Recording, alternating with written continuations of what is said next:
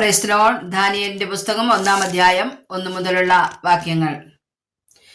യഹൂദ രാജാവായ യഹോയാക്കീമിന്റെ വാഴ്ചയുടെ 3-ാം ആണ്ടിൽ ബാബേൽ രാജാവായ നെബൂഖദ്നേസർ യെരൂശലേമിലേക്ക് വന്ന് അതിനെ നിരോധിച്ചു.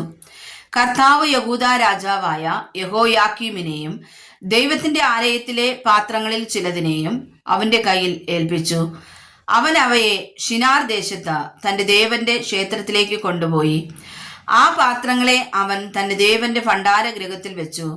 അനന്തരം രാജാവ് തന്റെ ഷണ്ഡന്മാരിൽ പ്രധാനിയായ അസ്പെനേസിനോട് ഇസ്രായേൽ മക്കളിൽ രാജസന്തതിയിലും കുലീനന്മാരിലും വെച്ച് അംഗഭംഗമില്ലാത്തവരും സുന്ദരന്മാരും സകല ജ്ഞാനത്തിലും നിപുണന്മാരും അറിവിൽ സമർത്ഥന്മാരും വിദ്യാപരിജ്ഞാനികളും രാജധാനിയിൽ പരിചരിപ്പാൻ യോഗ്യന്മാരുമായ ചില ബാലന്മാരെ വരുത്തുവാനും അവരെ കൽദയരുടെ വിദ്യയും ഭാഷയും അഭ്യസിപ്പിപ്പാനും കൽപ്പിച്ചു. രാജാവ് അവർക്ക് രാജഭോജനത്തിൽ നിന്നും താൻ കുടിക്കുന്ന വീഞ്ഞിൽ നിന്നും നിത്യവൃത്തി നിയമിച്ചു. ഇങ്ങനെ അവരെ 3 സംവത്സരം വളർത്തിയിട്ട് അവർ രാജസന്നിധിയിൽ നിൽക്കണമെന്ന് കൽപ്പിച്ചു.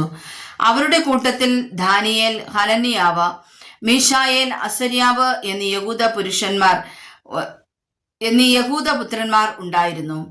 ഷണ്ഡാധിപൻ അവർക്ക് പേരിട്ടു. ദാനിയേലിന് അവൻ ബെൽത്ത്ശസ്സർ എന്നും ഹനന്യാവിന് ശദ്രക് എന്നും മീശായേലിന് മേശക് എന്നും അസര്യാവിന് അബേദ്നെഗോ എന്നും പേര് വിളിച്ചു. എന്നാൽ രാജാവിന്റെ ഭോജനം കൊണ്ടും അവൻ കുടിക്കുന്ന വീഞ്ഞുകൊണ്ടും തന്നെ അശുദ്ധമാക്കുകയില്ല എന്ന് ദാനിയേൽ ഹൃദയത്തിൽ നിശ്ചയിച്ചു. തനിക്ക് അശുദ്ധി ഭവിക്കാൻ ഇടവരുത്തരുതെന്ന് ഷണ്ഡാധിപനോട് അപേക്ഷിച്ചു. ദൈവം ദാനിയേലിന് ഷണ്ഡാധിപന്റെ മുമ്പിൽ ദയയും കരുണയും ലഭിപ്പാൻ ഇടവരുത്തി. ഷണ്ഡാധിപൻ ദാനിയേലിനോട്, നിങ്ങളുടെ ഭക്ഷണവും പാനീയവും നിയമിച്ചിട്ടുള്ള എന്റെ യജമാനായ രാജാവിനെ ഞാൻ ഭയപ്പെടുന്നു. അവൻ നിങ്ങളുടെ മുഖം നിങ്ങളുടെ സമപ്രായക്കാരായ ബാലന്മാരുടേതിനോട് ഒത്തുനോക്കിയാൽ മെലിഞ്ഞു കാണുന്നത് എന്തിന്? അങ്ങനെയായാൽ നിങ്ങൾ രാജസന്നിധിയിൽ എന്റെ തലയ്ക്ക് അപകടം വരുത്തും എന്ന് പറഞ്ഞു.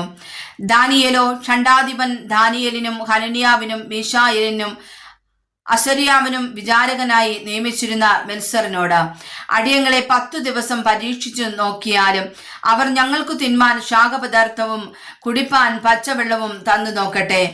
അതിന്റെ ശേഷം ഞങ്ങളുടെ മുഖവും രാജഭോജനം കഴിക്കുന്ന ബാലന്മാരുടെ മുഖവും തമ്മിൽ നീ ഒത്തുനോക്കുക.